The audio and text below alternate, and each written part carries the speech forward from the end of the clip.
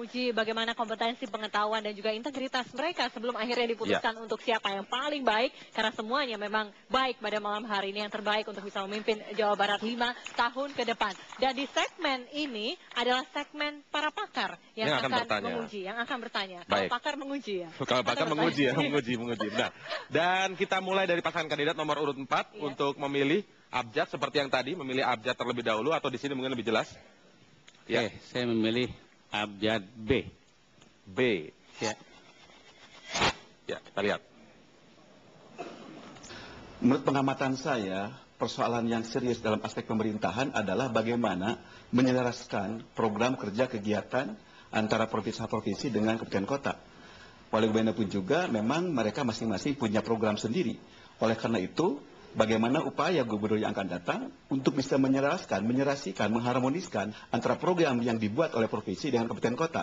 Dan bagaimana ketika program itu tidak selaras, tidak konsisten, kontradiksi, atau bahkan menyimpang dari sesuatu yang telah ditetapkan oleh Provinsi Jawa Barat. Nah, bagaimana gubernur bisa mengatasi hal tersebut? Oke, Prof. Asep mungkin ingin atau berusaha ingin mempertanyakan kesenjangan yang terjadi antara Bandung Utara, antara Jawa Barat Utara dan Jawa Barat Selatan. Seperti itu. Silakan. Ya, saya sesuai dengan isi pertanyaan retoriknya. Tidak seperti itu isinya. Oke, jadi tentu kita antara provinsi dan kabupaten kota harus ada koordinasi yang sangat kuat. Tanpa koordinasi, tanpa komunikasi, maka tidak akan pernah mungkin ada harmonisasi program kerja.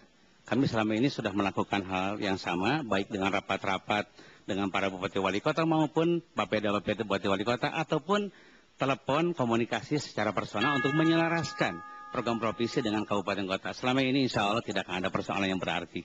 Silakan. Dan saya kira juga bukan masalah itu saja. Memang saat ini otonomi daerah tidak ada secara hierarki kekuasaan antara gubernur dengan bupati dan wali kota. Saya kira untuk masa depannya perlu kembali direvisi tentang masalah undang-undang otonomi daerah. Kira-kira kayak gitu. Saya nih, saya bukan baca, saya cuma melihat ini seperti ini supaya ini anggapannya kena terus. Ya nggak apa-apa kan? Cukup. Sudah habis. Menjawab pertanyaan dari pakar. Silakan kandidat nomor urut 5. Untuk memilih abjad. Pilih huruf G. Huruf G. Baik. Siapa yang berada di balik huruf G? Ternyata Fadil Hasan, pakar ekonomi. Silakan kita putarkan.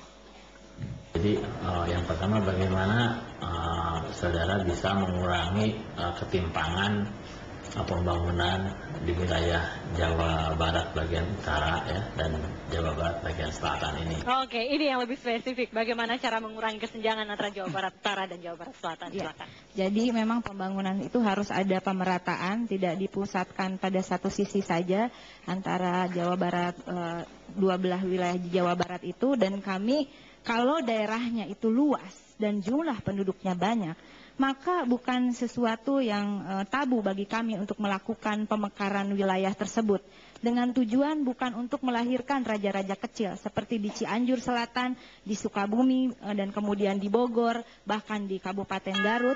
Menurut kami memang itu layak dimekarkan sehingga rakyat lebih mudah terurus. Oleh karena itu dimekarkan juga bukan hanya sekedar dimekarkan, disiapkan juga fasilitas-fasilitas dasar seperti kesehatan, pendidikan, dan lain-lain. Silahkan Kang Teten. Ya, di bagian selatan saya kira memang sangat tertinggal, terutama pembangunan infrastruktur yang sangat buruk. Sehingga potensi di selatan misalnya ada banyak daerah pariwisata, pantai yang sangat bagus, potensi ekonomi itu tidak tumbuh karena infrastruktur yang buruk.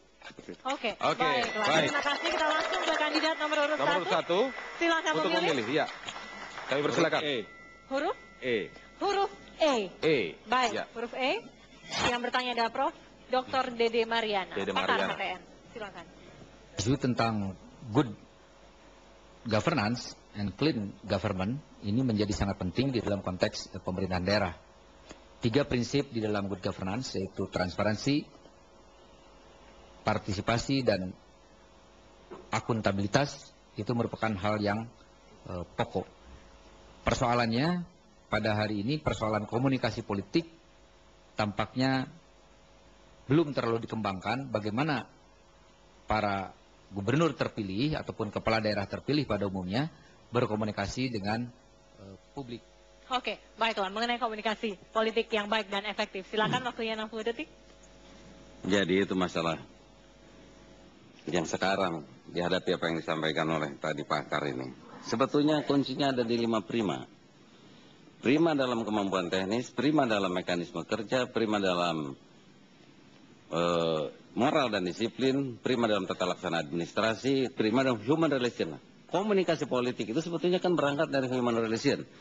Karena kita sebetulnya orang timur ini hampir tidak bisa membedakan mana fungsi, mana pribadi. Kalau saja hubungan pribadi itu dimulai secara harmonis, saya yakin komunikasi politik itu akan mulus.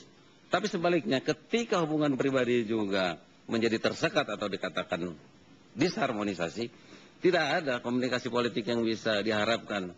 Nah, sebetulnya tinggal masalah-masalah kesediaan, maukah menempatkan pada kepentingan yang sama untuk kepentingan rakyat, maukah berorientasi kepada kepentingan yang sama untuk kepentingan bangsa dan negara ini, tinggal itu. Oke, dan kalau Anda pasti mau. Oke, baiklah, kandidat nomor 2. Pasangan kandidat nomor 2. Mana? D nanti dikira Dede Yusuf loh. F aja F. Silakan Pak, memilih. Waktunya berjalan terus. Udah D lah sekarang. D. D, baik. Baik, kita lihat. Dari pakar transportasi Oviar Zetamin, apa pertanyaannya? Permasalahan transportasi di Indonesia sangat tergantung dengan permasalahan transportasi yang ada di Jawa Barat. Nah, salah satu permasalahan itu adalah kapasitas Bandara Soekarno-Hatta yang sudah hampir terlampaui, meskipun sudah akan dibangun Terminal 4. Dan yang kedua adalah adanya Pelabuhan Tanjung Priok yang akan dikembangkan menjadi Pelabuhan New Priok yang dengan kapasitas yang cukup besar. Dan yang ketiga, peran daripada transportasi kereta api. Nah, jika Anda terpilih sebagai calon gubernur dan wakil gubernur, bagaimana pendapat Anda dalam menghandle masalah kapasitas jaringan transportasi khususnya bandara udara dalam mencoba mencari lokasi alternatif lainnya. Nah, yang kedua, bagaimana pendapat saudara di dalam kaitan akses kepada Pelabuhan Tanjung Priok sudah barang tentu akan menggunakan sebagian besar daripada wilayah Jawa Barat. Yang ketiga, sudah barang tentu di dalam menghandle sistem logistik nasional, peran daripada transportasi kereta api memegang peranan penting, khususnya untuk kontainer.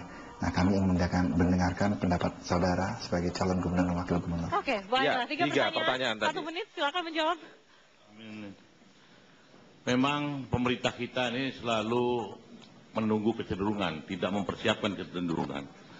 Artinya ketika kemudian kita hitung dalam kurun waktu 10 tahun, bahkan 20 tahun, berapa pesawat yang harus landing, kemudian berapa penduduk yang harus naik, memanfaatkan pelabuhan itu. Nah, ironis sekali memang Jawa Barat ini bahwa Jawa Barat tidak memiliki bandara yang internasional yang mampu melakukan akses komunikasi hubungan yang baik gitu, termasuk juga pelabuhannya. Nah, sehingga kalau menurut saya Tanjung Priok itu sudah overload dan jalan satu-satunya adalah bagaimana Jawa Barat bisa membangun pelabuhan khususnya di wilayah Jawa Barat. Misalnya di Kerawang, di Tilamaya, dan pelabuhannya kalau perlu bisa ditambah Kerawang dan Kertajati, Majalengka agar masalah-masalah transportasi di Jawa Barat bisa teratasi. Oke, baiklah. Ya. Kita berikan waktu yang sama meskipun pertanyaannya banyak. Ini cara Anda bagaimana memanage jawaban-jawaban dari penanya. Langsung ke kandidat nomor 3. Untuk memilih? Ya, ini pilihan yang sulit, tapi saya tertarik untuk membuka A. Membuka A. A. Baik. Insinyur Teguh Satria, pakar ekonomi dan perumahan rakyat. Kontribusi yang terbesar untuk PDRB Jawa Barat itu dari sektor industri. Dan demikian banyak industri-industri di Jawa Barat. Tapi kita juga tahu bahwa demo-demo buruh itu terjadi paling besar, paling marak di Jawa Barat. Dan ini tentu mengganggu kegiatan-kegiatan ekonomi kita dan persoalan masalah upah dan lain sebagainya. Sehingga di dunia usaha ini kurang kondusif dan ini bisa mengalihkan investasi-investasi keluar dari Jawa Barat. Nah, kira-kira langkah apa untuk mengatasi persoalan-persoalan buruh ini? Baik. Langkah untuk mengatasi persoalan buruh. Saya suka sekali pertanyaan ini. Karena bagaimanapun juga kalau kita melihat teman-teman buruh ini adalah bagian daripada potensi Jawa Barat. Yang harus kita lakukan adalah bagaimana kita mengurangi komponen KHL. Karena kalau kita melihat beban buruh, salah satunya adalah akomodasi. Itu sebabnya saya ingin bekerja sama dengan Kemenpera dan juga APBD Provinsi dan APBD Kabupaten Kota beserta industri untuk membangun rusunawa bagi buruh. Bukan hanya itu saja, kita juga akan membangun koperasi-koperasi bagi kaum buruh, transportasi, sehingga biaya KHL ini bisa kita tekan seminim mungkin. Nah, inilah yang akan kita dorong agar buruh juga produktivitasnya menjadi lebih tinggi lagi. Mungkin Pak Alex mau menambahkan. Baik, kaitan dengan perumahan untuk buruh, tentu kita bisa bekerjasama, termasuk dengan pengembang, juga dengan tadi kementerian sudah, dan dengan buruh sendiri. Banyak cara, jangan khawatir. Barengan. Kita berikan aplaus kepada kelima Kita berikan aplaus untuk seluruh kandidat yang telah menjawab, dan nanti di segmen selanjutnya Vesi adalah akan ada debat antar kandidat. Segmen debat antar kandidat. Usai headline news pukul 20, Jabar Memilih akan segera kembali.